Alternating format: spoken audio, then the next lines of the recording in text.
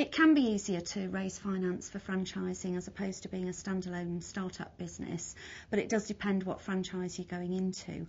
Where we start from is saying, let's have a look at your business plan, and that's something that the franchisor will quite often help a new franchisee with. But the business plan is important to see where you plan to take the business, how much money you need to start up, how much money you're going to put in as an individual, what security you might be able to offer. And then it's looking at what franchise you're going into, what type of business. Is it a new start-up franchise, or are you taking over a resale from an existing franchisee? There are a number of differences in franchising, between franchising and starting up on your own.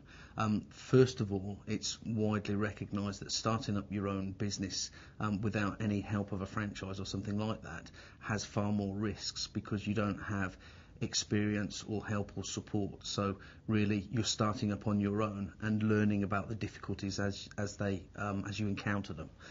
With a franchise, you have an enormous amount of experience and know-how to do the business, and not just to do the business, but to understand what the pitfalls are, and when those pitfalls occur, how to get over them.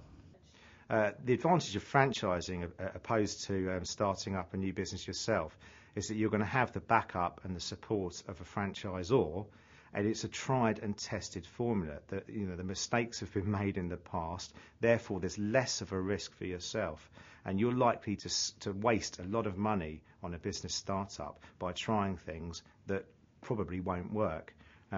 There's also risks in startups, because more startups fail than franchised businesses, because the franchise has that tried and tested formula.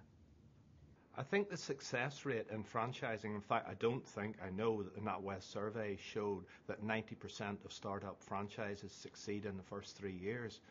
Only 20% of standalone businesses do that. So I think that speaks for itself in the aspect that franchising is very successful.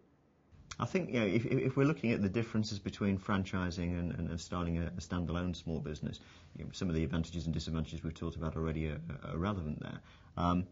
It ultimately, at the end of the day, the main difference for a franchisee is that they are buying into a proven business concept. For a small business person, there are a number of ways that a business can fail.